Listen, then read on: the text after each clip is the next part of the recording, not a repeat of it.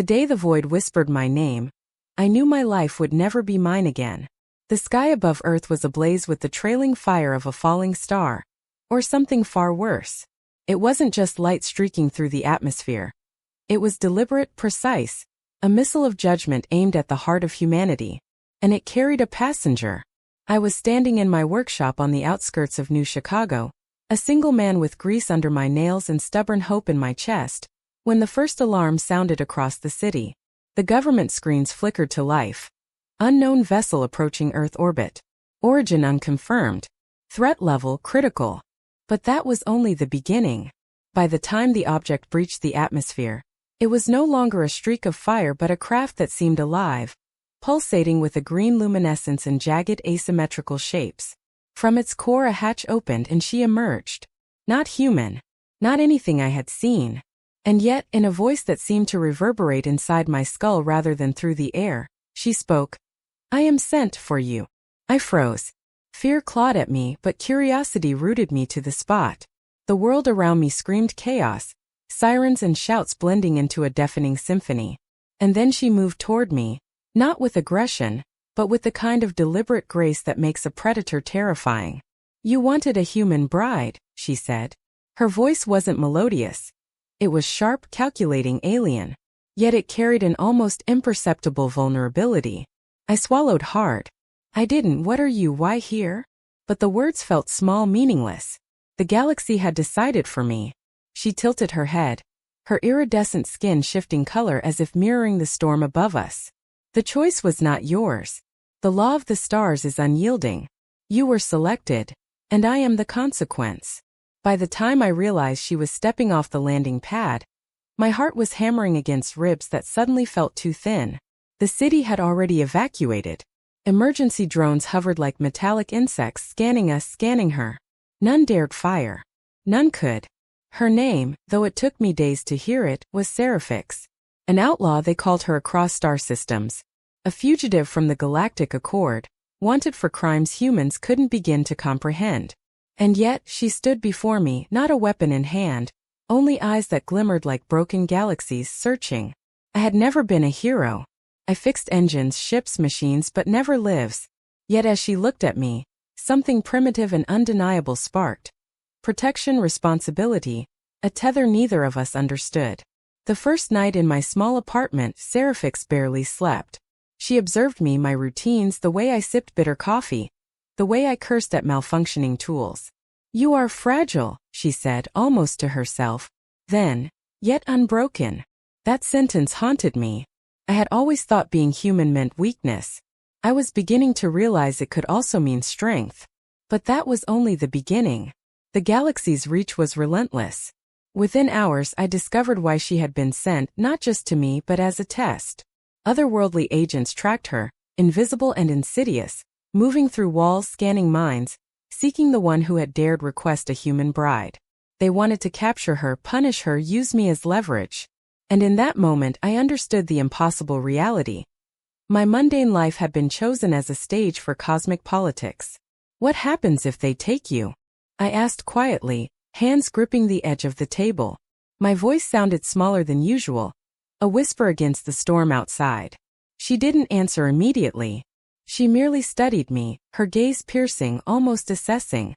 Then she said, "Then they take you too. Everything tied to me is a mark upon you." My chest tightened. Fear was simple. Love or something like it was terrifying. None of us were prepared for the truth. The first encounter with her pursuers changed everything. I had rigged a crude defense system in my workshop, wires and lasers and old robotics. I had hoped it would slow them. It didn't. Seraphics moved with impossible speed, deflecting energy blasts, dismantling drones with precision that made my jaw ache in awe. And yet, in the chaos, she hesitated for a moment, just enough for me to see something raw, doubt. Maybe she trusted me. Maybe she didn't know if she could. "What are you?" I shouted over the din. "I am the answer you sought," she said, voice cold now, but still threaded with some fragile humanity. "I am the punishment. I am the gift." And then the revelation hit me like a star collapsing. She was not only here because of me. She was here because I represented something the galaxy feared. Human resilience.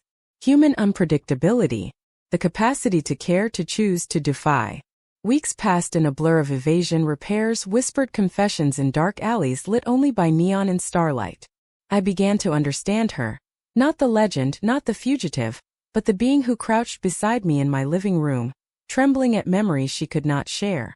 She feared the galaxy, but she feared more what she might become if she allowed herself to feel.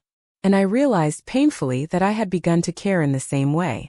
My hands, once used only for wrenches and bolts, now trembled when they brushed hers. My heart, so used to silence and solitude, screamed with each unspoken word. But that was only the beginning. The mid-story rehook came in the form of betrayal. A human diplomat, ostensibly an ally, had been feeding information to the Galactic Accord.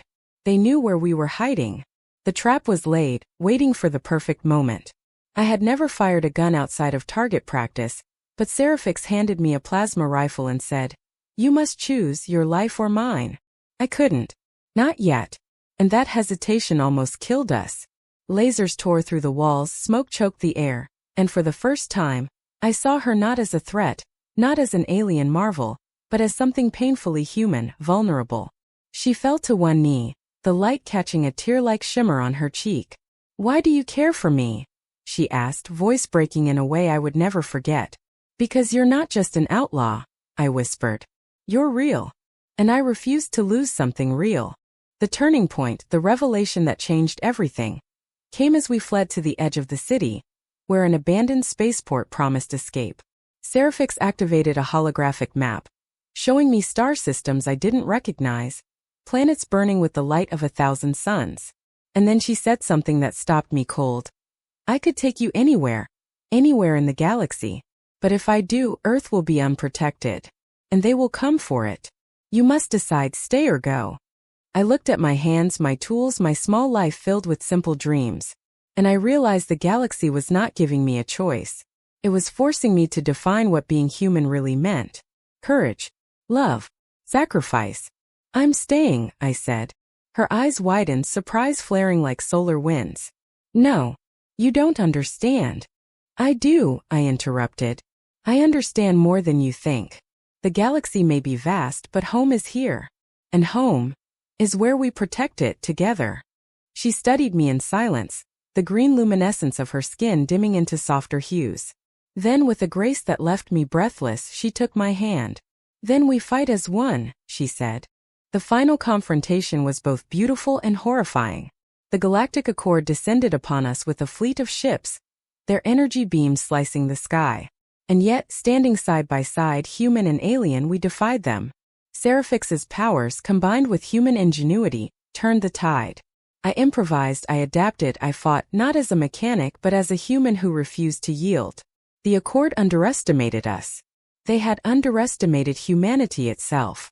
When the dust settled, the fleet had retreated. Earth was safe. Seraphix and I stood on the rooftop of my workshop, looking at the stars that had once seemed impossibly distant. She turned to me, her eyes softer now, vulnerable yet radiant. "I came to punish you," she admitted, voice barely a whisper. "But instead, I found something I never expected." I smiled, feeling the weight of months of fear, of love unspoken. "What's that?" Her hand brushed mine, the touch electric yet comforting. "You." And in that moment I understood the truth. The galaxy might send outlaws, might hurl impossible choices at us, but humanity, our capacity to care, to choose, to endure, was the greatest force in the universe. Not fleets, not weapons, not alien law. Just people, flawed, stubborn, unyielding.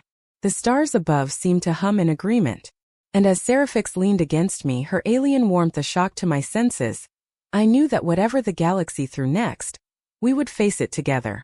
Not as human and alien, not as bride and fugitive, but as something far stronger. Allies, equals, and perhaps, in some impossible way, family. And as the night stretched over Earth, I whispered into the wind, a promise to the stars. The galaxy wanted to break us, but it forgot what humans are made of. Her gaze met mine, luminous and unafraid. "Then let them come," she said. "We are ready." And for the first time in my life I believed it.